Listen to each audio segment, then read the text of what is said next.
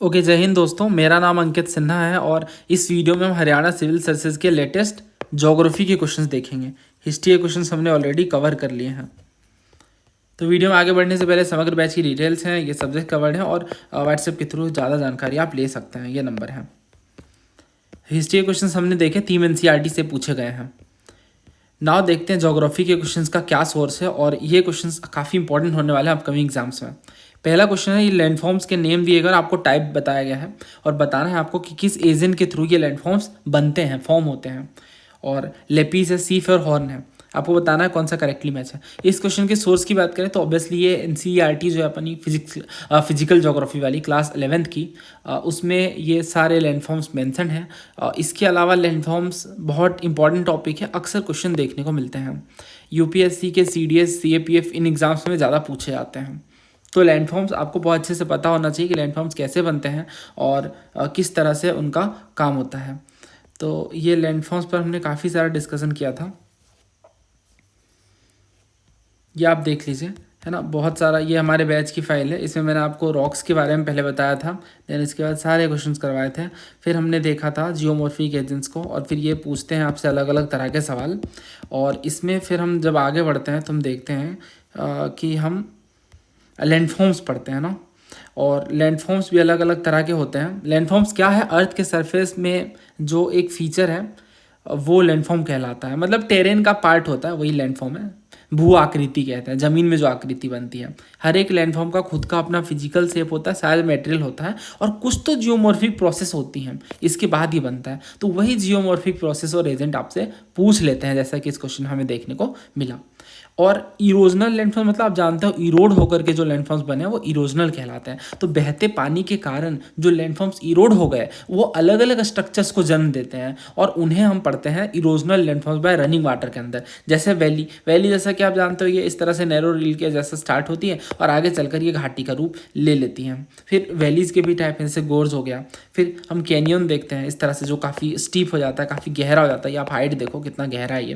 Then हम port holes और plunge pools भी देखते हैं, तो हम साफ तौर से समझ पाते हैं कि ये इरोजनल लैंडफॉर्म्स हैं जो रनिंग वाटर के द्वारा बनाए गए हैं। जब आप इमेज देख लोगे तो बहुत अच्छे से आपको क्लैरिटी मिल जाएगी कि किस तरह से बहते पानी के कारण देखने को मिल रहा है ना। देन मिएंडर होते हैं, इसे विसर्पण कहते हैं। जब नदियाँ ऐसे ऐसे घूमती हैं तो वो इस तरह से, क्योंकि यहाँ भी आप देखो तो ये इरोजनल है और रनिंग वाटर के कारण हो रहा है, तो इस तरह से हम काफ़ी आसानी से याद रख पाते हैं। देन डिपोजिशनल है। अब इसका उल्टा, यहाँ डिपोजिशन से क्या मतलब है कि जमा हो रहा है, डिपॉजिट हो रही हैं चीज़ें। तो लेपीज क्या है, अनइवन ग्रूव और रीजेज हैं जो तब फॉर्म हुए जब लाइमस्टोन सरफेस का मेजोरिटी हिस्सा सॉल्यूशन प्रोसेस के थ्रू हट गया है। देखो, अगर कोई लाइमस्टोन है और उसका ज़्यादातर हिस्सा हट जाए, बह जाए, इस तरह से इरोड हो जाए, जो हिस्सा बच जाता है उसके बाद वो लेपीज कहलाता है, जैसा कि आप इमेज में देख पा रहे हैं साफ तौर से। ठीक है, ये वाला जो हिस्सा है वो लेपीज कहला रहा है। समझ गए? तो आप खुद सोचो कि ये किस तरह का लैंडफॉर्म होगा। साफ हम देख रहे हैं इरोड हुई यहाँ पे चीज़ें, है ना। तो ये क्या, एक तरह का इरोजनल लैंडफॉर्म है। और कैसे हो रहा है, ग्राउंड वाटर के कारण, बहते हुए पानी के कारण। जब लाइमस्टोन पे पड़ रहा है तो लाइमस्टोन का ज़्यादातर हिस्सा बहा के ले जा रहा है, जो अनइवन ग्रूव्स बच रहा है वो लेपिस कहला रहा है। तो इसमें कुछ ज़्यादा खास नहीं है अगर आप इमेज देख करके इसे याद करने की कोशिश करो तो। ठीक है, तो अगर हम इस हिसाब से देखें तो बाकी के जो दो हैं वो भी देख लेते हैं। तो एक तो ये हो गया लेपिस, डिपोजिशनल नहीं है बल्कि हमने देखा ये इरोजनल है। हाँ, ग्राउंड वाटर वाली बात सही है, बट ये जो लैंडफॉर्म है ना वो इरोजनल टाइप का है। तो पहला तो गलत है, तो ये तो होगा नहीं। फिर सीफ और हॉर्न देखना है हमें, तो सीफ और हॉर्न देख लेते हैं हम।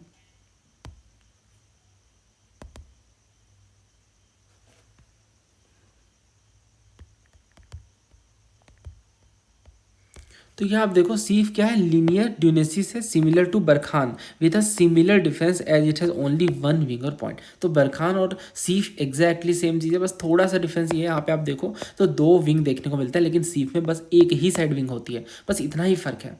और ये बरखान क्या होते हैं, तो क्रिसेंट है, मतलब चांद के आकार का कुछ होता है, मतलब स्ट्रक्चर होता है जो face away from the wind और downwind and where sand is moving over an almost uniform surface from where the wind is constant. तो सिंपल सी बात है, जब ये यहाँ पे आप देख लो पहले थोड़ा, ये डिपोजिशनल लैंडफॉर्म है, मतलब एक तरह का जमाव हो रहा है। किस चीज़ का जमाव हो रहा है, तो रेत का जमाव हो रहा है ना। तो ये इस तरह से क्रिसेंट शेप्ड के पॉइंट्स या विंग्स होते हैं जो अवे होते हैं फ्रॉम द विंड। तो इस हिसाब से आप देख सकते हो ये डिपोजिशनल लैंडफॉर्म्स हैं जो विंड के थ्रू फॉर्म हुए हैं। तो ये भी बहुत ही इंपॉर्टेंट बात है ध्यान रखने वाली। तो डिपोजिशनल है, विंड के थ्रू फॉर्म हुए थे, यानी सेकंड वाला सही है। और अगर हम हॉर्न की बात करें तो हॉर्न जो है वो देख लीजिए आप, और ये एनसीईआरटी से हमने कंटेंट बनाया। देखो हॉर्न और सिलेटेड की बात करें तो डिजीज हॉर्न जो है form through headward erosion of the cirque wall. तो ये भी एक तरह का इरोजनल लैंडफॉर्म है जो कि ग्लेशियर से बनता है। यहाँ मैं बहुत डिटेल में नहीं पढ़ा सकता हूँ, बट ये आप समझ लो कि इरोजनल है और ग्लेशियर के थ्रू बनता है। आप एनसीईआरटी अगर पढ़ोगे थोड़ी सी आपको लैंग्वेज टफ लग सकती है, पर जब आप इमेज के साथ पढ़ोगे ना तो आप आसानी से कर लोगे। और हमने लैंडफॉर्म्स पे तो बहुत सारे सवाल करे हैं, बहुत सारे, क्योंकि बहुत ही ज़्यादा पूछा जाने वाला टॉपिक है। मैं एक बार आपको ये दिखा भी देता हूँ ताकि आपको थोड़ा आइडिया मिल जाए। तो ये आप देखो कि कितने सारे सवाल यहाँ पे कितने सारे पूछे गए हैं। सीएपीएफ में पूछा गया है। इसके अलावा ये देखो सीडीएस में इस तरह से पूछते हैं, लोएस तोम्बोलो, पॉइंट बार, मोरेन वगैरह, है ना। इसके क्या एजेंट्स हैं, वेदरिंग टाइप और लैंडफॉर्म्स प्रोसेस पूछ लेते हैं। एनडीए में कई बार पूछा गया, यारदंग वगैरह भी इंपॉर्टेंट है, बरखान वगैरह भी कई बार पूछा गया, जैसा कि आप देख सकते हो। तो ये बहुत अच्छे से प्रिपेयर होना चाहिए, ठीक है। तो अगर हम यहाँ पे देखें तो 2 पेयर सही है, तो answer should be option B. Next question की ओर बढ़ते हैं, या आप पहले ट्राई करिए।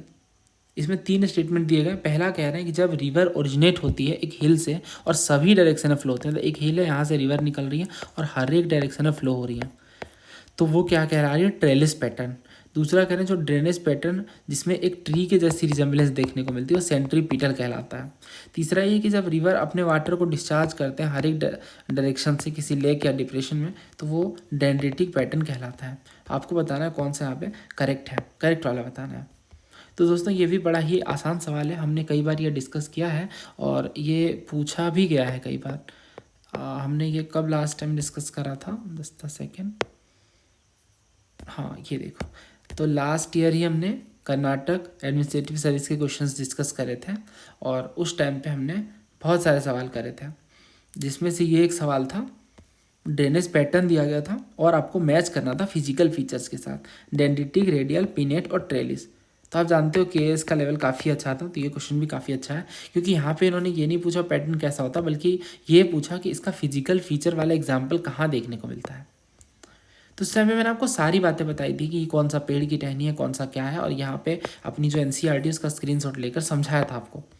जो ट्री के ब्रांचेस की तरह पैटर्न देखने को मिलता है वो कहलाता है डेंड्रिटिक, है ना। डेंड्रिटिक का मतलब ही होता है ब्रांचेस। देन इसके बाद जो कि हमें नॉर्दर्न प्लेन में देखने को मिलता है, और क्योंकि नॉर्दर्न प्लेन में क्या बहुत सारी सहायक नदियाँ आकर जुड़ जाती हैं। आप गंगा नदी का ही केस देख लो। देन दूसरा कह रहे हैं जब कोई हिल से रिवर निकलती है और हर एक डायरेक्शन में बहती है तो वो रेडियल कहलाता है ना। जैसे अमरकंटक है, तो अमरकंटक अपने आप में एक ऊंची रेंज है, तो यहाँ से काफ़ी सारी रिवर निकलती हैं, जिसमें से नर्मदा एक काफ़ी मेजर रिवर है ना, और भी रिवर निकलती हैं। देन इसका कह रहे हैं कि when the primary tributaries of river flow parallel to each other and secondary tributaries join them at right angle. मतलब आप देखो ये पैरेलल इस तरह से बह रही हैं और राइट एंगल पे जाकर जो इसकी सहायक नदियाँ हैं जो सेकेंडरी ट्रिब्यूटरीज ज्वाइन कर रही हैं, तो वो पैटर्न कहलाता है ट्रेलिस। ये आप इमेज में देख लो, है ना। ये इनकी सहायक नदियाँ, इनकी सहायक नदियों को जो नदियाँ आकर ज्वाइन कर रही हैं वो कैसी 90 डिग्री पे आकर ज्वाइन कर रही हैं। जैसे कह रहे हैं कि जब रिवर डिस्चार्ज करता है अपना वाटर को हर एक डायरेक्शन से किसी लेक या डिप्रेशन में, किसी गहरे गड्ढे में चारों तरफ से पानी आता है नदियों का, तो वो कहलाता है सेंट्रीपिटल। नाम से ही समझ आ रहा है। तो रेडियल और सेंट्रीपिटल में क्या फ़र्क है? रेडियल में किसी ऊंचे पहाड़ से बहुत सारी नदियाँ निकल रही हैं, जबकि सेंट्रीपिटल में किसी एक गहरे गड्ढे में चारों तरफ से नदियाँ आ रही हैं। जस्ट अपोजिट है ये दोनों। बस ये यहाँ से आप ये भी कर लोगे, है ना, डेंड्रिटिक, रेडियल, पिनेट और ट्रेलिस। और वैसे काफ़ी सारे सवाल मैंने आपको करवाए थे, सीयू के पीछे से पूछा गया था जब कोई कौन सा ड्रेनेज पैटर्न है जो गंगा प्लेन में मेजरली देखने को मिलता है, तो ये कौन सा डेंड्रिटिक है। जब कोई रिवर डिस्चार्ज करता है अपने वाटर को हर एक डायरेक्शन से किसी एक लेक में, तो वो क्या कहलाता है, सेंट्रीपिटल, सेंटर की ओर आ रहा है। देन ये आप देखो इसमें इन्होंने दे रखा था कि मोस्ट कॉमन पैटर्न है स्ट्रीम और ट्रिब्यूटरीज का, यूनिफॉर्म रॉक टाइप और रेगुलर स्लोप में देखने को मिलता है। और मैप या एरियल फोटोग्राफ एक पैटर्न दिखाते हैं कि ये on veins on a leaf smaller stream join the main stream at an acute angle, है ना, समझ गया ना। तो ये क्या आइडेंटिटी है। देन इसके बाद रेडियल ड्रेनेज पैटर्न का एग्जाम्पल कौन सा, गिर हिल हो गया, अमरकंटक हिल वगैरह हो गए। देन नॉर्थ वेस्ट यूरोप का रिवर कौन से एग्जाम्पल के हैं, तो ये बारबेड पैटर्न के हैं। तो ये एनसीईआरटी में ये वर्ड मेंशन नहीं है, तो मैंने अलग से आपको पढ़ाया था कि बारबेट ड्रेनेज पैटर्न एक रेयर काइंड है ड्रेनेज पैटर्न का, जिसमें जो ट्रिब्यूटरीज है ना वो अपोजिट डायरेक्शन में फ्लो करती है मास्टर स्ट्रीम के। मास्टर स्ट्रीम अगर ऐसे जा रही है तो ट्रिब्यूटरीज ऐसे ऐसे आके जुड़ रही हैं, तो बड़ी अजीब बात है, क्योंकि कोर्स ऑफ एक्शन तो इस साइड होना चाहिए, तो रेयर है इस वजह से ये, है ना। तो जो ट्रिब्यूटरीज मास्टर स्ट्रीम को ज्वाइन करती है हुक सेप्ड बैंड में, such pattern is generally develop due to river capture. तो रिवर कैप्चर के कारण ऐसा होता है, क्योंकि जमीन हर जगह पे एक जैसी प्लेन नहीं होती। तो ये है, और इसके बाद हम दोबारा क्वेश्चन की ओर बढ़ते हैं। तो अब देखो पहला कह रहा है जब रिवर ओरिजिनेट होती है हिल से और हर एक डायरेक्शन में फ्लो करती है तो वो क्या कहलाता है, वो क्या कहलाता है रेडियल, है ना, रेडियल कहलाता है। उसके दूसरा कह रहे हैं जब ब्रांचेज ऑफ ट्री, तो ट्री के जैसा जब वो दिख रहा है तो वो कौन सा है, ये तो भी हमने पढ़ा ही है, ये देखो ये होता है डेंड्रिटिक, है ना, तो ये हो जाएगा डेंड्रिटिक। उसका तीसरा कह रहे हैं जब रिवर डिस्चार्ज करता है अपने वाटर को किसी एक पर्टिकुलर गड्ढे पे तो वो क्या कहलाता है, वो डेंड्रिटिक नहीं कहलाता बल्कि वो कहलाता है सेंट्रीपिटल। तो तीनों गलत दे रखा है ना, तीनों गलत दे रखा है, उल्टा पुल्टा करके दे रखा है इन्होंने, है ना, सेंट्रीपिटल यहाँ डेंड्रिटिक वहाँ, तो ये दोनों को स्वैप कर दिया और ये भी गलत दे रखा है। तो आंसर क्या होगा यहाँ पे, नन, है ना, करेक्ट ही पूछा था, हाँ करेक्ट पूछा था, तो इसका मतलब आंसर होगा नन, यानी तीनों गलत है।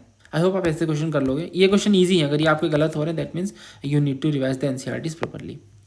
उसके आप ये देखो, ये कुछ स्टेटमेंट्स हैं और आपको करेक्ट वाला बताना है ना। ये बैच में भी हमने काफ़ी डिटेल में कवर किया था, तो उसमें भी स्ट्रेस लेने वाली बात नहीं है। इसमें पहला देखो आप, Nilgiri biosphere reserve has the largest known population of the 2 endangered animal species namely Nilgiri tahr and lion tailed macaque. पहले ही पूछ रखा है कि जो लायन टेल्ड मकाक है ये अपने नेचुरल हैबिटेट में किस स्टेट में मिलते हैं, तो जहाँ पे नीलगिरी है, तो नीलगिरी आप जैसे कि जानते हो कि 3 स्टेट को मेजरली ज्वाइन करता है, तमिलनाडु, केरला और कर्नाटक। तो आंसर होगा यहाँ पे 1, 2 और 3, पहला सही है। दूसरा कह रहा है सी का एक इंडेंजर्ड स्पीसीज है मरीन एनिमल की, ये गल्फ ऑफ मन्नार में देखने को मिलता है। तो क्या ये गल्फ ऑफ मन्नार में देखने को मिलते हैं सी का, तो इसका जवाब है हाँ, सी का जो गल्फ ऑफ मन्नार में पाए जाते हैं। तो सी का क्या होते हैं, डुगोंग होते हैं दोस्तों, पहले भी पूछा गया सिविल सर्विस 2015 में भी, और इसके अलावा भी पहले भी कई बार पूछा गया। तो डुगोंग एक तरह का मैमल होता है, डुगोंग को ही सी का कहते हैं, आपने देखी होगी इमेज ज़रूर, है ना, और ये मैमल होता है, ये बात ध्यान रखना, हार्बीवोरस होते हैं ये, हार्बीवोरस होते हैं ये, और इन्हें लीगल प्रोटेक्शन मिला है शेड्यूल 1 में of wild life protection act 1972, और ये एक हार्बीवोरस मेरीन एनिमल है या मैमल है ना, ये बात आपको बहुत अच्छे से याद रखना है, और लीगल प्रोटेक्शन है ये बात भी आपको ध्यान रखना है, ठीक है। तो ये बात कई बार वो पूछते हैं, और ये गल्फ ऑफ मन्नार में मिलते हैं। उसे कह रहे हैं 80% of flowering plant reported from Western Ghat occur in Nilgiri, तो ये बात भी सही है, तो तीनों यहाँ पे सही है, answer option C all 3। Next question देखिए, Mizoram also known as the molasses basin is made of soft unconsolidated deposits. दूसरा कह रहे हैं जो बुग्याल है ये समर ग्रासलैंड है in higher reaches of the greater Himalayan range. तीसरा कह रहे हैं जो लोकटक लेक है ये मिजोरम में है। तो क्या होगा इसका आंसर, देखो अगर हम पहले स्टेटमेंट की बात करें कि जो मिजोरम इसे मोलेसिस बेसिन कहते हैं, ये बात सही है, मिजोरम को मोलेसिस बेसिन कहते हैं, एनसीईआरटी मेंशन है और कई बार एग्जाम में पूछा गया है, ठीक है। ये आप एनसीईआरटी पढ़ोगे अगेन फिजिकल ज्योग्राफी वाली, तो यहाँ पे आप देखोगे कि इन्होंने बता रखा है, बुग्याल वगैरह मेंशन कर रखा है और मोलेसिस बेसिन भी, तो पहला तो सही है ना, एनसीईआरटी से डायरेक्ट ये क्वेश्चन देखने को मिला, या पढ़ो Mizoram which is also known as the molasses basin which is made up of soft unconsolidated deposit, तो सॉफ्ट अनकॉन्सोलिडेटेड डिपॉजिट से बने, तो पहला सही है। दूसरा कह रहे हैं बुग्याल आर समर ग्रासलैंड, तो ये बात भी क्या सही है, हाँ बिल्कुल सही है, ये आप पढ़ो एनसीईआरटी में। बुग्याल क्या है, समर ग्रासलैंड है हायर रीचेज में, हायर रीचेज यानी हिमालयन वगैरह में, ग्रेट हिमालयन रेंज में, तो दूसरा भी सही है ना। तीसरा कह रहा है Loktak lake is located in Mizoram, मेरे मुझसे सही आंसर निकल गया, मणिपुर में ना लोकटक, ठीक है, तो ये तो सबको पता है, और ये इकलौता ऐसा फ्रेश वाटर फ्लोटिंग लेक है ना, फुमडीज के लिए फेमस है और डांसिंग डियर के लिए फेमस है ना। तो इसमें पहला सही है, दूसरा सही है, पर तीसरा गलत है, तो 2 पेयर सही है, so answer is B only 2। Next question देखिए, तो पेयर्स दिए अगर आपको बताना है कि कौन से पेयर करेक्टली मैच्ड हैं। स्टेट्स हैं हॉर्मुज स्टेट, डेविस स्टेट और बॉस्फोरस। हॉर्मुज कह रहे हैं रेड सी को गल्फ ऑफ एडन से जोड़ता है, पर ऐसा नहीं है दोस्तों, स्टेट ऑफ हॉर्मुज बड़ा ही चर्चा में रहता है, क्योंकि आप जानते हो बहुत ही इंपॉर्टेंट स्टेट है, और ये पर्सियन गल्फ ऑफ अमान से जोड़ता है, पर्सियन गल्फ को गल्फ ऑफ अमान से जोड़ता है ये, तो ये ध्यान रखना, पर्सियन गल्फ और गल्फ ऑफ अमान। तो इस वजह से ये पहला गलत है। और दूसरा कह रहे हैं डेविस स्टेट, तो डेविस बहुत इंपॉर्टेंट है, बेफिन बे और लेब्राडोर सी को जोड़ता है। ये देखो डेविस है ना, डेविस स्टेट, तो ये बेफिन बे और ये जूमिन नहीं है मैप, बेफिन बे और लेब्राडोर सी को जोड़ता है। देन इसके बाद फिर आप देखो इसमें क्या है, बॉस्फोरस, हाँ तो ये सही है। उधर कह रहा है बॉस्फोरस, ब्लैक सी और सी ऑफ मारमारा, तो आप देख सकते हैं यहाँ पे ये बॉस्फोरस जो है वो ब्लैक सी और सी ऑफ मारमारा को जोड़ता है। ये है सी ऑफ मारमारा, ये है ब्लैक सी, ठीक है। तो इस हिसाब से यहाँ पे 2 पेयर सही हैं, बट पहला जो है वो गलत है, तो आंसर होगा option B, only 2 pairs. Next question देखिए, तो ओशन करेंट्स के बारे में अक्सर क्वेश्चन देखने को मिलते हैं। हमने इंडिया का पेपर डिस्कस किया था, वहाँ भी देखा हमने कि ओशन करेंट्स के ऊपर क्वेश्चन पूछा गया है ना। ओशन करेंट्स के ऊपर क्वेश्चन हमने काफ़ी सारा डिस्कस किया था। ये देखो बेंगुएला करंट के बारे में पूछा था, तो बहुत सारे क्वेश्चन मैंने आपको वहाँ पे करवाए थे, और पहले भी कई बार पूछा गया है, और हमने बैच में भी अलग से सारे ओशन करेंट्स कवर करे हैं। पहला कह रहे हैं ये कोल्ड ओशन करंट है पैसिफिक ओशन में, तो ये बात देखो गलत है, कोल्ड नहीं वार्म ओशन करंट है। और वार्म ओशन करंट हम याद कर लेते हैं ट्रिक से, काफ़ी आसान ट्रिक मैंने आपको बताई है। उसके बाद कह रहे हैं Kuroshio ocean current flows from tropic to south pole, तो ये आप मैप देखो, ये ट्रॉपिक से साउथ नहीं, नॉर्थ पोल की तरफ somehow towards Japan and into the north Pacific जा रहे हैं ये, राइट। तो इस हिसाब से ये वाला तो गलत है। उसके बाद कह रहे हैं कुरोसियो एक ओशन करंट है western part of north Pacific में, तो ये आप देखो नॉर्थ पैसिफिक के वेस्टर्न पार्ट में कुरोसियो है, तो ये बात सही है। तो यहाँ पे पहला भी गलत, दूसरा भी गलत, तीसरा सही है, तो आंसर होगा ऑप्शन है ओनली 1। तो ये एक्सपेक्टेड लाइन्स में है क्वेश्चन, थोड़ा प्रिपरेशन इसमें चाहिए, तो ऐसे क्वेश्चन आप कर सकते हो। उसके बाद नेक्स्ट क्वेश्चन आप देखिए, तो यहाँ पे इन्होंने पूछा है ओरिजिन और रिवर्स और बताना है कौन से स्टेट में। तो ये रिवर्स वाले सिस्टम में हम पढ़ते हैं कि कौन सी रिवर की ओरिजिन कहाँ से, और अक्सर ऐसे क्वेश्चन देखने को मिलते हैं। तो कावेरी ब्रह्मगिरी से निकलती है, बात सही है, और कर्नाटक से। दूसरा कह रहा है चेनाब वेरीनाग से, देखो ये गलत है, असल में वेरीनाग जो है वो सोर्स है झेलम रिवर का, ना कि चेनाब का, है ना। और हमने नाग झेलना ऐसे एसोसिएट करके थोड़ा याद करा था। और जो चेनाब है ये बारालाचा पास से निकलती हैं, चेनाब जो है वो बारालाचा पास जो कि हिमाचल में है, वहाँ से निकलती हैं, है ना, एज चंद्रायन भागा। तो इस हिसाब से जो सेकंड है वो भी गलत है। उसके बाद तीसरा कह रहे हैं कि अमरकंटक प्लेटो से गोदावरी निकलती है, दोस्तों ये भी गलत है, आप जानते हो, बड़े ही आसान सी बात है ये कि नर्मदा नदी जो है वो सोर्स है अमरकंटक का, नर्मदा और सोन, है ना, नर्मदा और सोन जो है वो सोर्स है अमरकंटक का, ना कि गोदावरी। गोदावरी कहाँ से निकलती है, त्र्यंबक हिल से, महाराष्ट्र से निकलती है ना, महाराष्ट्र, ठीक है। तो इस हिसाब से दूसरा और तीसरा जो है गलत है, पहला सही है, तो आंसर क्या होगा, option A, only 1 pair is correct. Next question देखिए, तो ये करंट फेलो वाला सवाल है, और बहुत ही मोहब्बत है एग्जामिनर को इस क्वेश्चन से, हर पेपर में पूछे जा रहे हैं अभी जितने भी एग्जाम्स में क्वेश्चन पूछे गए। तो करंट फेलो है, अदर देन करंट फेलो है, ग्रॉस क्रॉप्ड एरिया है, ये 3 आपको बताना है, और हमने रिसेंटली डिस्कस भी किया था। इनफैक्ट आप देखो तो इसी पेपर में आई थिंक पूछा गया ना, हाँ ये रहा, है ना, left fellow for more than 5 year, और हर एग्जाम में पूछा जा रहा है, अभी जितने भी एग्जाम हुए सब में पूछा गया। तो जब भी मैं ये पढ़ा रहा हूँ आपको, मैं सारे क्वेश्चन करवा रहा हूँ, ये देखो लिख लिख के याद करवाया प्रॉपर, है ना, एक एक चीज़ लिख लिख के याद करवाई यहाँ पे हाईलाइट करके एनसीईआरटी से। तो एक बार फिर से रिवाइज करते हैं। कल्चरेबल वेस्टलैंड क्या होता है, कोई भी लैंड जो फेलो है, अनकल्टिवेटेड है, जिसे कल्टीवेशन के बिना छोड़ दिया गया है 5 साल से ज़्यादा, वो कल्चरेबल वेस्टलैंड है ना। और करेंट फेलो क्या है, तो 1 या 1 साल से कम उन पे खेती हुई है, मतलब रिसेंट में खेती हुई, इसलिए करेंट फेलो कह रहे हैं। Fellow other than current fellow का 1 से 5 साल के बीच, देखो 1 साल से कम है, अगर 1 साल से कम है तो वो तो करंट फेलो है, 5 साल से ज़्यादा है तो क्या है, कल्चरेबल वेस्टलैंड, ठीक है। तो ये डिफरेंस है। और नेट एरिया सोन तो आप समझ ही रहे हो, फिजिकल एक्सटेंट जो लैंड का जहाँ पे क्रॉप्स को उगाया जाता है, सोन क्या आता है। अब क्वेश्चन पे चलते हैं, तो कह रहे हैं current fallow left without cultivation for 2 और मोर देन 2 एग्रीकल्चर ईयर, पर यहाँ तो हमने देखा 1 ईयर का हिसाब किताब है, 2 साल का हिसाब नहीं है ना। करंट फेलो का जिसमें 1 साल या 1 साल से कम में खेती हो चुकी हो, तो इस वजह से जो ये है वो गलत है ना, ये क्या है, गलत है। उसके बाद कह रहे हैं नेक्स्ट वाला, other than current fallow left uncultivated for past 1 to 5 year, हाँ ये सही है। थर्ड कह रहे हैं gross cropped area sown more than once in an agriculture year plus net sown area is known as gross cropped area. तो ये क्या पूछना चाह रहे हैं आप देखो, एक होता है नेट क्रॉप्ड एरिया, जैसे कि यहाँ पे आप देख रहे हो, या नेट सोन एरिया कह लो आप, नेट सोन एरिया, और एक और टर्म है gross cropped area, NCERT mention है, वहाँ समझ लेते हैं पहले। तो ये आप देख लो, फेलो लैंड के बाद नेट सोन एरिया, एनसीईआरटी की ही image obviously. Net sown area क्या है, the physical extent of land on which crops are sown harvested is known as net sown area. Area sown more than once in an agricultural year plus net sown area is known as gross cropped area. ये X नाम के farmer है जिनके पास 10 एकड़ की ज़मीन है, ये इसमें खेती करते हैं। और अगर हम बात करें इनके नेट सोन एरिया की, ये कंप्लीट 10 एकड़ में ये फार्मिंग करते हैं, तो ये नेट सोन एरिया क्या होगा 10 एकड़। बट मान लो एक बार इन्होंने इस पे लेट सपोज पैडी लगाया और पैडी कट करने के बाद ये दोबारा लगाते हैं पैडी दूसरे सीजन में या कुछ और लगाते हैं, तो इस तरह से ये टोटल 3 बार खेती कर रहे हैं एक साल के अंदर, 3 साइकिल कंप्लीट कर रहे हैं। तो यहाँ पे ग्रॉस क्रॉप्ड एरिया क्या होगा, ग्रॉस क्रॉप्ड एरिया होगा 10 × 3 यानी 30 एकड़। समझ आ गई बात। अब इसमें एक और टर्म है क्रॉपिंग इंटेंसिटी। तो क्रॉपिंग इंटेंसिटी क्या होगा, सिंपल समझ आ रहा है कि ये इसमें टोटल जो ग्रॉस क्रॉप्ड एरिया है वो 30 एकड़ है, इसको हम डिवाइड कर देंगे नेट सोन एरिया से, यानी 30/10 यानी 3 यानी 300%, अगर परसेंट के टर्म्स में देखें तो, है ना, 300% है क्रॉपिंग इंटेंसिटी। यानी ये इस पर्टिकुलर एक खेत से 3 बार की 300% की इंटेंसिटी निकल के आ रही है।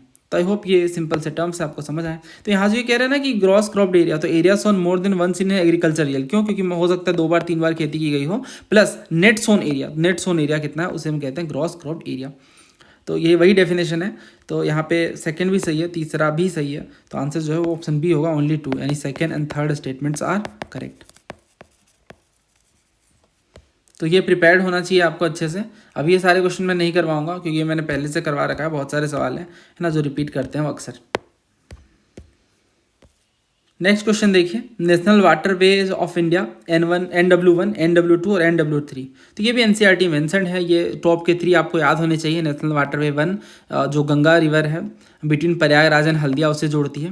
देन NW2 जो है नंबर 2 वो ब्रह्मपुत्र रिवर को सादिया से धुबरी पट्टी के बीच है। देन वेस्ट कोस्ट केनाल इन केरला यानी कोट्टापुरमा, कोल्लम और उद्योग मंडल एंड चंपकर केनाल जो कि 205 किलोमीटर का, इसमें नेशनल वाटरवे नंबर 3 है। तो ये 3 आपको स्टार्टिंग के याद होने चाहिए एटलीस्ट।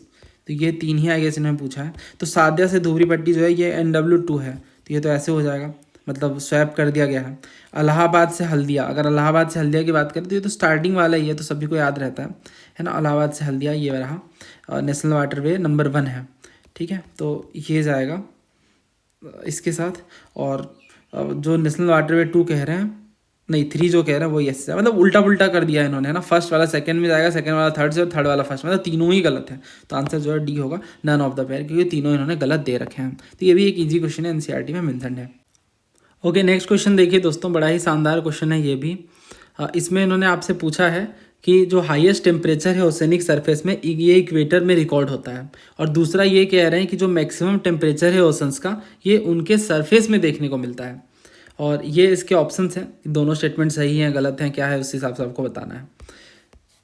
तो ये हमने पहले ही पढ़ा है, फिर से हम डिस्कस करते हैं। अपनी NCERT में मेंशन्ड है, और NCERT जब आप देखोगे तो इसमें इन्होंने बता रखा है बहुत डिटेल में इन चीज़ों के बारे में।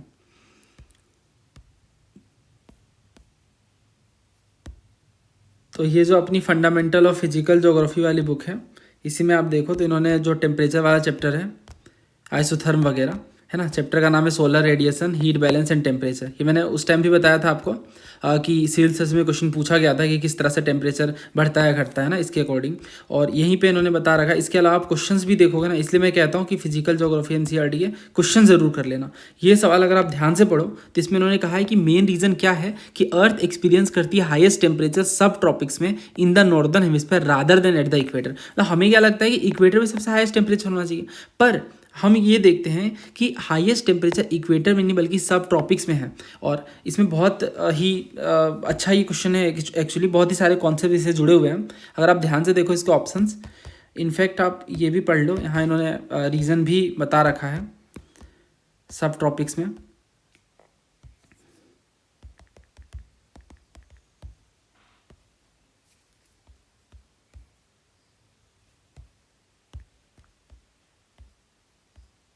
तो इससे पहले ये वाला जो क्वेश्चन है ना, यहाँ देखो आप, तो equatorial ocean record warmer temperature मतलब 27 डिग्री, मतलब ये अगर इक्वेटर है तो यहाँ पे जो ओशंस है ना वो 27 डिग्री से ज़्यादा वार्मर टेम्परेचर रिकॉर्ड करते हैं।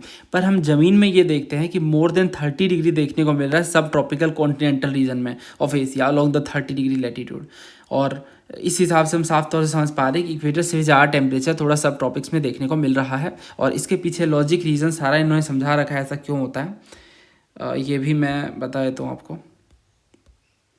ये पढ़ो आप कि जो मैक्सिमम इंसोलेशन है वो सब ट्रॉपिकल डिजर्ट में देखने को मिलता है, जहाँ पे क्लाउडीनेस जो है वो कम से कम है, सबसे लीस्ट है क्लाउडीनेस। तो ये मेन रीज़न है कि हमें ये एक्सपेक्टेशन हो सकती है कि इक्वेटर में हाईएस्ट टेम्परेचर होगा, बट जो actual maximum sea surface temperature है वो स्लाइटली इक्वेटर के नॉर्थ में देखने को मिलता है। अराउंड 5 to 10 डिग्री नॉर्थ में हमें मैक्सिमम टेम्परेचर देखने को मिलता है। क्यों?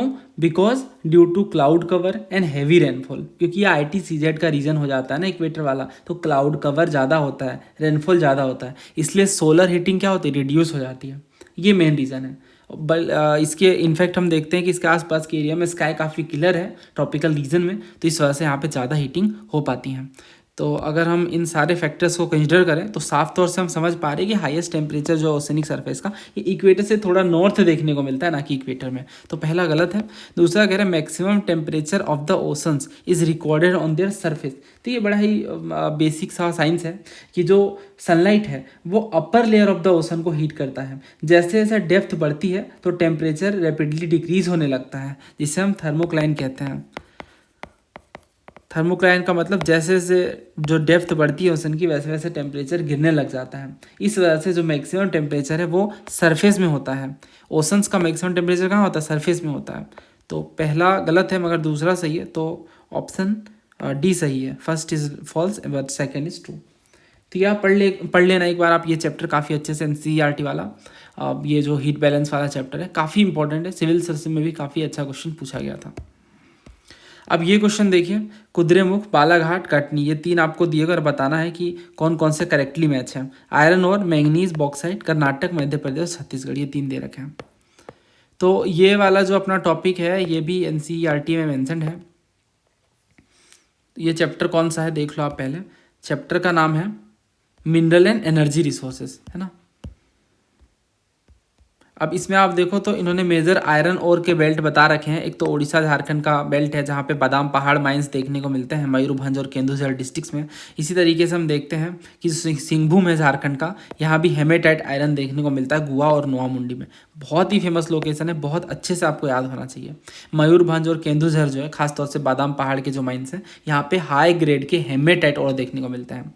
और इसी तरीके से जो झारखंड का सिंहभूम है और माइंस का स्पेसिफिकली नाम गुआ और नोआमुंडी है, इनमें हमें हेमेटाइट और देखने को मिलते हैं। देन दुर्ग, बस्तर, चंद्रपुर वाला जो बेल्ट है जो कि छत्तीसगढ़ और महाराष्ट्र वाले रीजन में लाई करता है, यहाँ भी बहुत ही अच्छी क्वालिटी के हेमेटाइट देखने को मिलते हैं। बेला डीला रेंज से जो कि बस्तर में है, छत्तीसगढ़ में, है ना। और इसी में हम आगे देखते हैं तो ये देखते हैं कि जो आयरन और इन माइंस के हैं उन्हें जापान और साउथ कोरिया भी भेजा जाता है विशाखापट्टनम पोर्ट से, क्योंकि इनकी क्वालिटी काफ़ी अच्छी है, स्टील मेकिंग के लिए बहुत ही अच्छे माने जाते हैं। देन बेल्लारी, चित्रदुर्ग और चिकमंगलुरु, तुमकुरु बेल्ट ये कर्नाटक में है और इनमें भी आयरन ओर्स के बहुत ही लार्ज रिजर्व्स देखने को मिलते हैं। ये जो कुद्रेमुख है दोस्तों, ये जैसा कि आप जानते हो ये वेस्टर्न घाट ऑफ कर्नाटका में है और ये 100% एक्सपोर्ट यूनिट है। जो कुद्रेमुख डिपॉजिट है ना, ये वन ऑफ द लार्जेस्ट है वर्ल्ड में, तो इस वजह से कुद्रेमुख बहुत ही ज़्यादा फेमस है। देन महाराष्ट्र गोवा बेल्ट है, इसमें गोवा और रत्नागिरी डिस्ट्रिक्ट शामिल है महाराष्ट्र के। यहाँ पे जो ओर्स हैं वो उतनी हाई क्वालिटी के नहीं है बट एफिशिएंटली एक्सप्लॉइट किया जा रहा है इन्हें। जो आयरन ओर है वो एक्सपोर्ट किए जाते हैं थ्रू मारमागांव पोर्ट। एक बात और यहाँ पे इन्होंने बता रखा है बेसिकली कुद्रेमुख के बारे में। बॉक्स कहाँ गया इसका, खैर भी आगे देख लेते हैं फिर देखेंगे। इसमें ये तो फेरस हो गए। अब नॉन फेरस में भी हम देखते हैं कि इंडिया काफ़ी रिच है कॉपर में। खास तौर से हम देखते हैं कि जो बालाघाट माइंस है मध्य प्रदेश के, खेतड़ी माइंस हो गए राजस्थान के, और जो सिंहभूम जिला है झारखंड का, ये कॉपर के लीडिंग प्रोड्यूसर हैं। इसी तरीके से बॉक्साइट की जब हम बात करते हैं तो जैसा कि आप जानते हो बॉक्साइट बहुत ज़रूरी है एल्यूमिनियम के लिए, क्योंकि बॉक्साइट और होता है एल्यूमिनियम का, तो एल्यूमिनियम जो बॉक्साइट और से बनता है। इसी तरीके से जो मैकाल हिल्स हैं और जो बिलासपुर कटनी वाला रीजन है, ये काफ़ी फेमस है बॉक्साइट प्रोडक्शन के लिए। ये इस तरह से बॉक्साइट के माइंस होते हैं। ये प्रोडक्शन थोड़ी देख लो, बहुत बार इन्होंने पूछा है बॉक्साइट के बारे में कि बॉक्साइट कौन सा जो स्टेट है वो सबसे ज़्यादा प्रोड्यूस करता है, कौन सा कम करता है, तो ये आपको पता होना चाहिए स्टेट वाइज। यहाँ अगर आप ध्यान से देखो तो ओडिशा अकेले 65% बॉक्साइट प्रोड्यूस करता है। देन झारखंड का नंबर आता है, इसके बाद गुजरात है, छत्तीसगढ़, महाराष्ट्र है। तो ये पता होना चाहिए आपको कि ओडिशा जो है लीडिंग प्रोड्यूसर है बॉक्साइट का। मोर देन 65% जो बॉक्साइट प्रोडक्शन ओडिशा के द्वारा किया जाता है। तो ओडिशा जो है लार्जेस्ट बॉक्साइट प्रोड्यूसिंग स्टेट था। देन पंचपटमाली डिपॉजिट है कोरापुट डिस्ट्रिक्ट में, ये नाम याद रखना, कोरापुट डिस्ट्रिक्ट बहुत फेमस है बॉक्साइट डिपोजिशन के लिए। तो यही हो गया। अब इसके हिसाब से हम देखें, हाँ एक बात मैं आपको बता रहा था कुद्रेमुख के बारे में। तो ये जो कुद्रे है ना कन्नड़ में, इसका मतलब होता है कन्नड़ा में हॉर्स, ठीक है। कन्नड़ा में कुद्रे का मतलब क्या होता है, हॉर्स। तो ये जो हाईएस्ट पीक है वेस्टर्न घाट की, वो हॉर्स के फेस की तरह रिजेंबल करती हैं, इसलिए नाम रखा गया कुद्रेमुख, मुख का मतलब फेस। देन बेलाडीला हिल्स है, वो ऑक्स के हम्प की तरह दिखता है, इसलिए ये वर्ड आया बेल, है ना, बेलाडीला। तो इस तरह से ये नाम पढ़ते हैं, नाम के पीछे भी लॉजिक होता है। अब हम अगर यहाँ देखें तो कुद्रेमुख क्या आयरन ओर है। अगर अभी आपको याद होगा तो कटनी जो है वो हमने छत्तीसगढ़ नहीं बल्कि मध्य प्रदेश में पढ़ा है। इसके अलावा दोस्तों आप ये मैप भी अगर रेफ़र कर लेते हैं तो काफ़ी आसानी से चीज़ें याद हो जाएंगी। ये आप देख सकते हो कटनी जो है, अमरकंटक जो है, ये हमें मध्य प्रदेश में फिजिकली देखने को मिलते हैं। बालाघाट भी हो गया।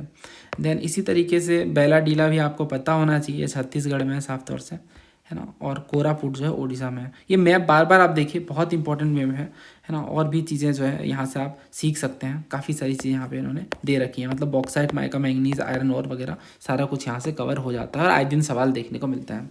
तो जो कुद्रेमुख है ये कर्नाटक में है, आयरन ओर के लिए फेमस है। बालाघाट मैंगनीज के लिए फेमस है मध्य प्रदेश में, ये बात भी सही है। ये आप देखो बालाघाट है ना, और ये मैंगनीज के लिए फेमस है। मतलब ये मैप से क्वेश्चन हो जाएगा। देन कटनी जो है छत्तीसगढ़ में तो है नहीं, एमपी में है। और किस मिनरल के लिए फेमस है वो देख लेते हैं। तो ये देखो कटनी है और इस तरह का जो स्ट्रक्चर है वो बॉक्साइट के लिए है। तो कटनी ध्यान रखना बॉक्साइट के लिए फेमस है, ठीक है। तो स्टेट गलत दे रखा है, तो 2 पैर यहाँ पे सही है ना, तो आंसर बी होगा, ओनली 2। कुद्रेमुख भी देख लेते हैं। अगर कुद्रेमुख आप देखो तो ये देखो शिवमोगा हो गए, कुद्रेमुख हो गया। तो जो कुद्रेमुख है वह आयरन ओर के माइन से, और जो शिवमोगा है ये मैंगनीज के। जो शिवमोगा है वो किसके लिए, मैंगनीज के है। तो ये आपको मेजर चीज़ें पता होनी चाहिए। आगे बढ़ते हैं। ये नेक्स्ट क्वेश्चन देखिए, टाइप ऑफ फार्मिंग, कैरेक्टरिस्टिक और रीजन आपको बताना है। Nomadic herding, extensive commercial, grain cultivation और मेडिटेरेनियन। तो ये भी अपनी एनसीईआरटी में ही दिया गया है। ये अब चैप्टर का नाम भी बता देता हूँ, बहुत सारे स्टूडेंट्स पूछते हैं। ये प्राइमरी एक्टिविटी जो चैप्टर है, चैप्टर 4।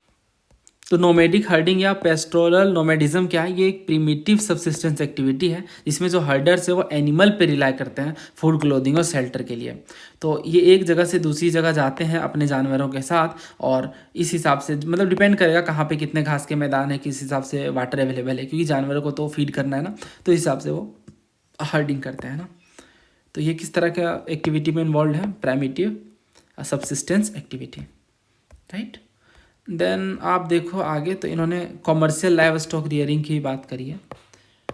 तो ये भी हमारे क्वेश्चन, अच्छा नेक्स्ट है हमारा एक्सटेंसिव कॉमर्शियल ग्रेन कल्टीवेशन। तो ये भी देख लेते हैं, एक्सटेंसिव कॉमर्शियल ग्रेन कल्टीवेशन आगे इन्होंने मेंशन करा है।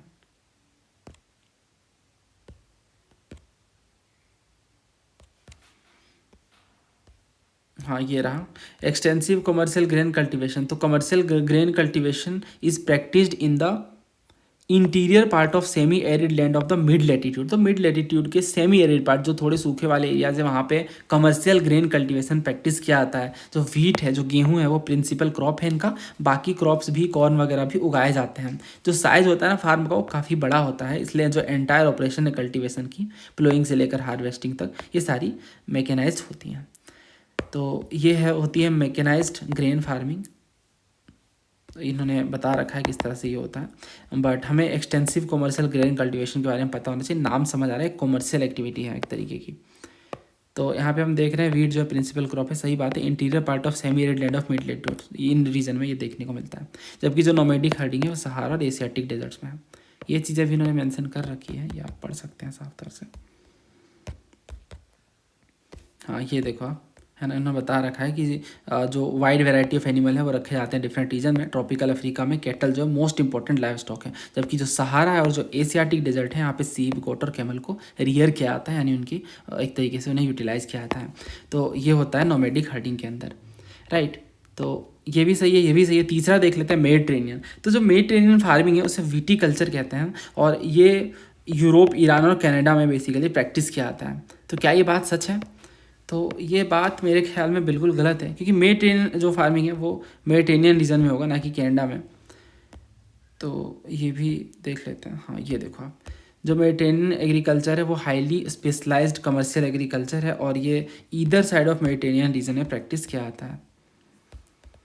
और यहाँ पे हम देख रहे हैं यूरोप है, North Africa from Tunisia to Atlantic coast, southern California, central Chile, south western part of South Africa and south western part of Australia. ठीक है, तो ये सिट्रस फ्रूट के लिए काफ़ी फेमस है, इसलिए जो विटी कल्चर है या जो ग्रेप कल्टीवेशन है ये एक खासियत है मेडिटेरियन रीजन की। मेडिटेरियन रीजन में विटी कल्चर काफ़ी ज़्यादा होता है, यानी ग्रेप्स की कल्टीवेशन काफ़ी अच्छी होती है और इस हिसाब से जो वाइन्स हैं उनकी क्वालिटी भी काफ़ी अच्छी होती है। तो अगर हम ये देखें तो यहाँ पे तीसरा जो है वो गलत है, बिकॉज कनाडा वगैरह दे रखा है तो इस हिसाब से गलत ही हो जाता है। तो अगर आप 3 हटा दो तो आंसर बी होगा, ओनली 2। नेक्स्ट ये क्वेश्चन देखिए, 3 स्टेटमेंट दे रखा है इन्होंने। पहला कह रहा है उड़ीसा में हाई ग्रेड हेमेटाइट और देखने को मिलता है बादाम पहाड़ माइंस में। दूसरा कह रहा है very high grade hematites are found in the famous Bailadila region of hills in Jharkhand. तीसरा Ballari, Chitradurga, Chikmagaluru, Tumakuru belt in Karnataka has large reserve of iron ores. तो इसी चैप्टर से क्वेश्चन फ्रेम किया गया है। अभी हमने पढ़ा कि जो बादाम पहाड़ माइंस है मयूरभंज डिस्ट्रिक्ट में, ये अपने हाई ग्रेड हेमेटाइट ओर के लिए जाने जाते हैं और जैसा कि आप जानते हो हेमेटाइट से ही आयरन निकलता है या बनाया जाता है। तो इस हिसाब से अगर हम देखें तो पहला सही है। दूसरा कह रहा है very high grade hematite are found in famous Bailadila region range of hills in Jharkhand. तो ये बात भी सही है, बेलाडीला रेंज जो है वो ये आप देख लो, है ना, ये नाम यहाँ इन्होंने दे रखा है। जो बेलाडीला की बात कर रहे हैं ये बस्तर डिस्ट्रिक्ट ऑफ छत्तीसगढ़ में है ना, बेलाडीला का है छत्तीसगढ़ में। तो ये अगर हम देखें, अच्छा झारखंड दे रखा है तो ये गलत हो जाता है, यहाँ पे छत्तीसगढ़ होना चाहिए। देन तीसरा कह रहे हैं बल्लारी, चित्रदुर्ग, चिकमंगलुरु, तुमकुरु बेल्ट इन कर्नाटक है large reserve of iron ores. ये बात तो सही है, ये यहाँ पे आप पढ़ो है the large reserve of iron ore. तो तीसरा सही है, तीसरा सही है, दूसरा गलत है, पहला सही है। तो ओनली 2 होना चाहिए, बी। तो यहाँ पे हमारे ज्योग्राफी के क्वेश्चंस कंप्लीट होते हैं। उम्मीद है आपको एनसीईआरटी के रिवीजन में थोड़ी हेल्प मिली होगी। जिन चैप्टर्स को अभी हमने मेंशन करा उन्हें आप पढ़ें अच्छे से, उनके जो डिस्कशन है उन्हें समझें। और अगर आप बैच से जुड़ना चाहते हैं तो ये बैच की डिटेल्स हैं, ज़्यादा जानकारी लेकर आप बैच से जुड़ सकते हैं। जल्दी मिलते हैं नए वीडियो में। थैंक यू, जय हिंद।